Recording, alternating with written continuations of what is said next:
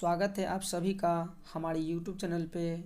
और आज मैं आप लोगों के बीच लेकर आया हूँ वर्ग 10 का राजनीतिक विज्ञान। इसमें आज हम लोग कुल 10 ऑब्जेक्टिव क्वेश्चंस देखेंगे जो सभी प्रश्न आपके एग्ज़ाम के लिए काफ़ी महत्वपूर्ण हैं। तो वीडियो को शुरू करने से पहले मैं बता दूं कि आप जो भी वीडियोस देखते हैं उसको पूरा देखिए और अंत तक देखिए, क्योंकि कुछ बात ऐसी होती है जो अंत में बताया जाता है।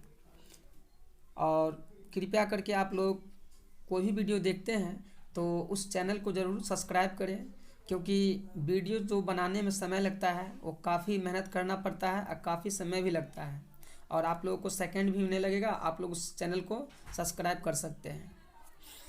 और बता दूं कि जो भी प्रश्न आप लोग पढ़ते हैं तो पढ़ने के बाद उस पर अपने माइंड में विचार करिए, उसके बाद ही उसका क्या करिए, आंसर दीजिए। और आप में वो क्षमता है कि आप उस क्वेश्चन को बता सकते हैं। तो चलिए,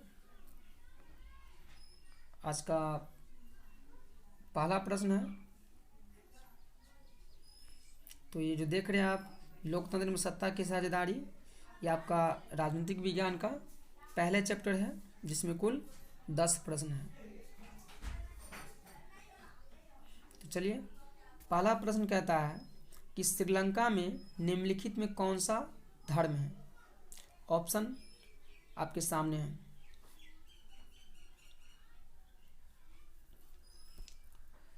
तो चलिए, इसका सही आंसर हो जाएगा ऑप्शन बी, बौद्ध धर्म।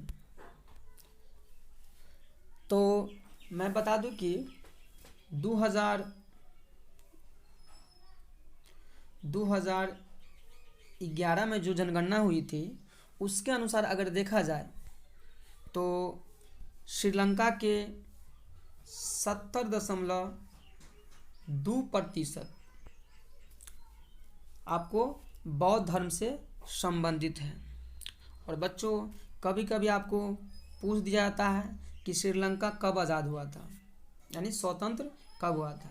तो मैं बता दूं, श्रीलंका को जो आज़ादी मिली थी वो 4 फरवरी 1948 में उसको आज़ादी मिली थी। तो चलिए, आज का अगला प्रश्न है। भारत में समाज सुधार आंदोलन में निम्नलिखित में किसका योगदान है। यानी भारत में जो समाज सुधार आंदोलन हुआ था उसमें किसका योगदान यानी सहायता रहा। ऑप्शन इस प्रकार है।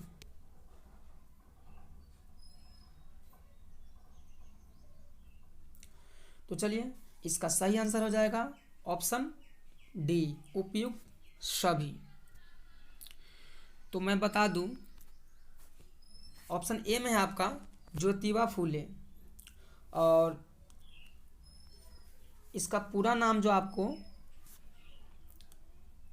क्या था, तो मैं बता दूं, ज्योतिबा फूले का पूरा नाम था आपको महात्मा ज्योतिराव गोविंदराव फूले। और इनका जन्म जो आपको हुआ था वो हुआ था आपको 11 अप्रैल 1827 ईस्वी में। कहाँ हुआ था, तो वो हुआ था आपको पुणे में इनका जन्म हुआ था।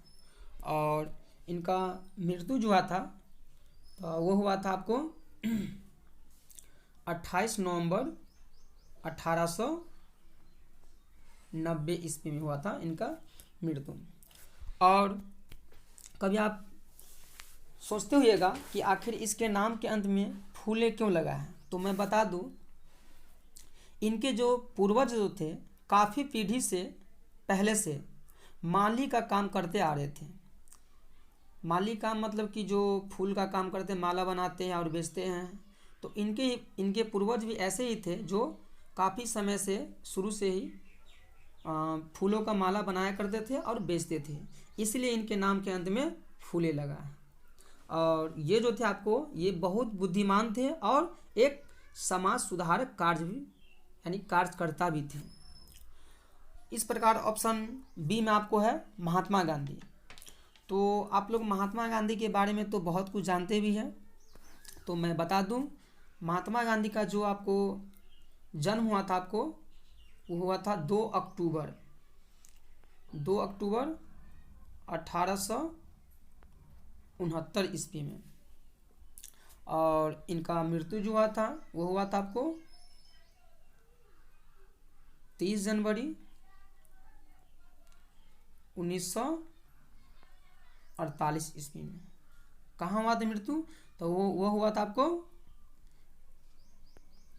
न्यू दिल्ली में इनका मृत्यु हुआ था।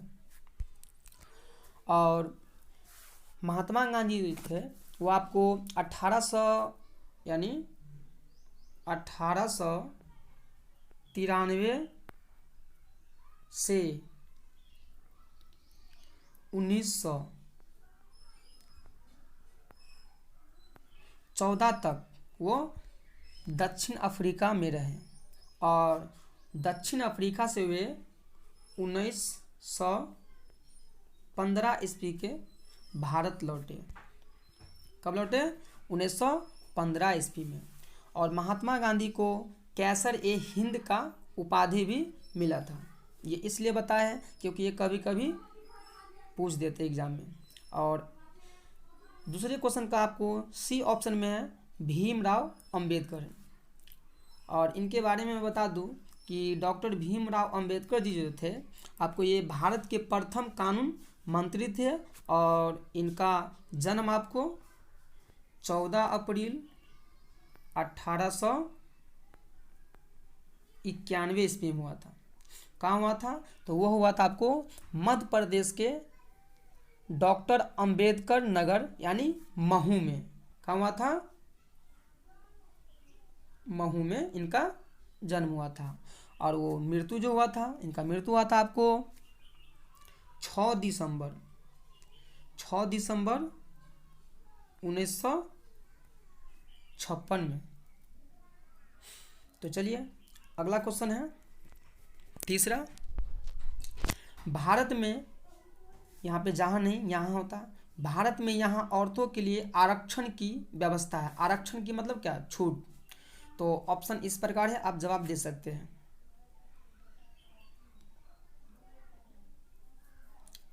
तो चलिए इसका सही आंसर हो जाएगा ऑप्शन डी, पंचायती राज संस्थाएं। पंचायती राज संस्थाएं। तो आपको बता दूं कि ऑप्शन में आप देख रहे हैं, ऑप्शन ए में है लोकसभा, बी में विधानसभा और सी में है मंत्रिमंडल। तो मैं इन तीनों के बारे में कुछ बता दूं। लोकसभा जो है आपको, यह आम जनता द्वारा एक वयस्क मतदान की प्रक्रिया के तहत चुने जाते हैं लोकसभा में। और इसीलिए लोकसभा का निचला सदन या आम जनता का सदन कहा जाता है लोकसभा को। ठीक है। और मैं बता दूं कि लोकसभा का कार्यकाल जो होता है कितने वर्षों का? तो वो होता है आपको 5 वर्षों का। इनका कार्यकाल जो होता है वो 5 वर्षों का होता है। और लोकसभा का सदस्य बनने के लिए अधिकतम कितना आयु होना चाहिए? तो वो होना चाहिए आपको कितना? 25 वर्ष होना चाहिए। कितना वर्ष होना चाहिए? 25 वर्ष। और लोकसभा में अधिकतम सदस्यों की संख्या कितनी है? तो वो है आपको 552। और ऑप्शन बी में जो आपको विधानसभा, तो विधानसभा के बारे में आप लोग बहुत पहले परिचित है या फिर नहीं जानते हैं तो समझ लीजिए विधानसभा क्या होता है। तो विधानसभा वो होता है कि आप लोग देखते होइएगा कि विधानसभा जो है हर एक राज्य में होता है, जिसको आप लोग विधायक बोलते हैं, वही आपको विधानसभा होता है।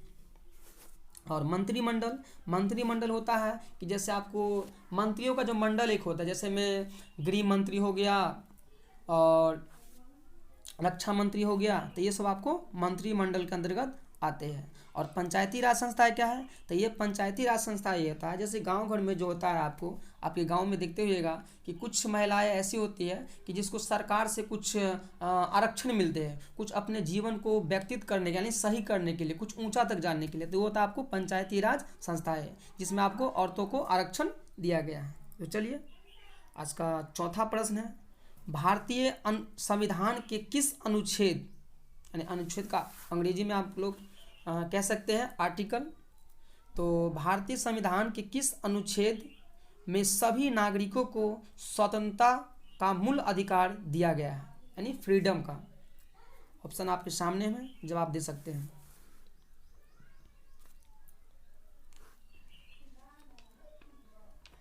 तो चलिए, इसका सही ऑप्शन हो जाएगा सही आंसर हो जाएगा आपको ऑप्शन सी, अनुच्छेद 19। तो अनुच्छेद 19 में जो आपको है क्या दिया गया, आपको देख सकते हैं यहाँ पे, स्वतंत्रता का मूल अधिकार, यानी हम सभी क्या है, स्वतंत्र है। जो आपको अनुच्छेद यानी संविधान के अनुच्छेद 19 में यह अधिकार हमें मिला है। और ऑप्शन आप ए में देख रहे हैं अनुच्छेद 15, तो ये क्या है, तो 15 जो है इसमें क्या आपको समानता का अधिकार के बातों का वर्णन किया जाता है, जिसमें किसी प्रकार का जो है भेदभाव नहीं किया जाएगा, ना ही जैसे में लिंग के आधार पे, जाति के आधार पे, धर्म के आधार पे, जन्म के आधार पे और वंश के आधार पे कोई भी भेदभाव नहीं रहेगा, सब एक समान रहेगा। और ऑप्शन बी में आपको अनुच्छेद 17, ये आपको छुआछूत से संबंधित है। और अनुच्छेद आपको 21 है, यह जो आपको मनुष्य के जीवन से संबंधित है। तो चलिए, आज का 5वां प्रश्न है, निम्नलिखित को मिलान करिए। और आप लोग देख सकते हैं कि एक साइड दिया आपको 1 2 3 4, जिसमें आपको 4 देश के नाम हैं, और एक साइड दिया आपको जो देश के आपको जैसे कि वो क्या कहते हैं उसको, कि उसका जो धर्म है से किस किस देश का कौन कौन सा धर्म है, तो आपको इसमें क्या करना है, मिलान करना है। तो चलिए आप लोग मिलान करिए, इसके लिए आप लोग कुछ समय दिया जाता है।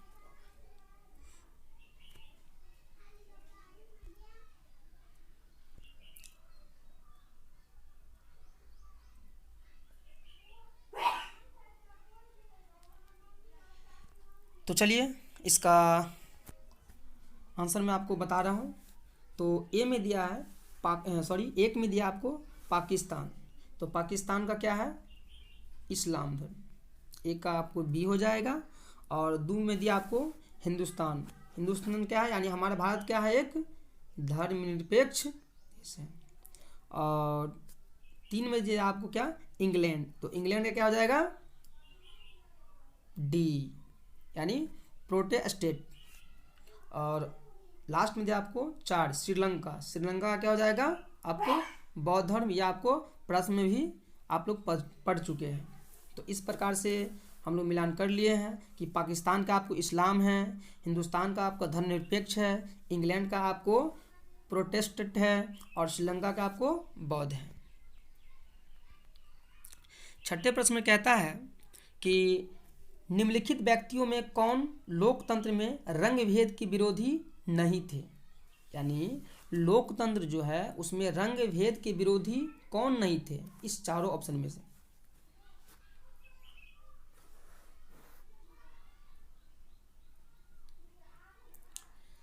चलिए, तो इसका सही ऑप्शन हो जाएगा ऑप्शन डी, जेड गुडी जो थे आपको लोकतंत्र में रंग भेद के विरोधी नहीं थे।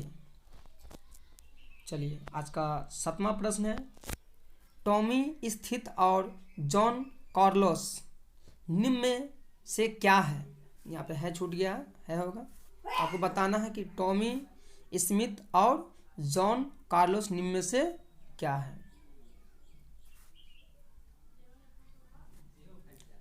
तो चलिए, इसका सही आंसर हो जाएगा ऑप्शन बी, अमेरिकी धावक। ये दोनों जो थे आपको एक अमेरिकी धावक थे। तो आज का 8वां क्वेश्चन है कि लोकतंत्र में विविधता के कारण ... विभाजन की संभावना बनी रहती है, यानी लोकतंत्र में है विविधता मतलब क्या, जो भिन्नता जो होती है वो के कारण ... विभाजन की संभावना बनी रहती है। इस जो खाली स्थान दिया गया रिक्त स्थान, उसमें आपको भरना है कि कौन से इस चारों में से ऑप्शन भराएगा उसमें। चलिए, तो इसका सही ऑप्शन हो जाएगा सी, यानी सामाजिक। मैं बता दूं कि लोकतंत्र में जो होता है, यानी लोगों का जो तंत्र होता है, उसमें जो है यदि आप विभिन्नता करिएगा तो क्या होगा, सामाजिक में विभाजन पैदा होगी। तो चलिए, आज का 9वां प्रश्न है सांप्रदायिकता। सांप्रदायिकता का मतलब क्या होता है? जो दूसरे जाति की अपेक्षा अपने जाति को क्या माने? उच्च माने, वो क्या होता है आपको? वो सांप्रदायिकता होता है। तो चलिए तो क्वेश्चन को पढ़ते हैं। कहता है कि सांप्रदायिकता राजनीति के अर्थ संबंधी निम्न कथनों पर गौर करें। सांप्रदायिक राजनीति किस पर आधारित है? इसका सही आंसर हो जाएगा ऑप्शन ए, एक धर्म दूसरे धर्म से श्रेष्ठ। श्रेष्ठ मतलब क्या? ऊंचा मानना। ऑप्शन हो जाएगा ए। और आज का ये लास्ट प्रश्न है। कहता है प्रश्न, जब हम लैंगिक विभाजन की बात करते हैं तो हमारा अभिप्राय होता है क्या? तो ऑप्शन आपके सामने इस प्रकार है कि जब हम लैंगिक विभाजन की बात करते हैं तो हमारा अभिप्राय क्या होता है। लैंगिक विभाजन मतलब क्या? जो समाज में हमारे स्त्री और पुरुष होते हैं वो होते हैं, और इसमें विभाजन की बात करते हैं हम लोग जब आपस में, तो हमारा अभिप्राय यानी क्या मानना होता है। तो इसका सही आंसर हो जाएगा ऑप्शन बी, समाज द्वारा स्त्रियों और पुरुषों के दी गई और समान भूमिका है जो आपको लैंगिक विभाजन की ये अभिप्राय है। तो चलिए आज का वीडियो यहीं तक। तो अगले वीडियो में आप लोगों को कुछ मैथ का क्वेश्चन है जो आप लोग नहीं पढ़े हैं, मैं उसको बताऊंगा। और अगले वीडियो को अगर आप देखना चाहते हैं तो मेरे चैनल को सब्सक्राइब कर दीजिएगा। धन्यवाद।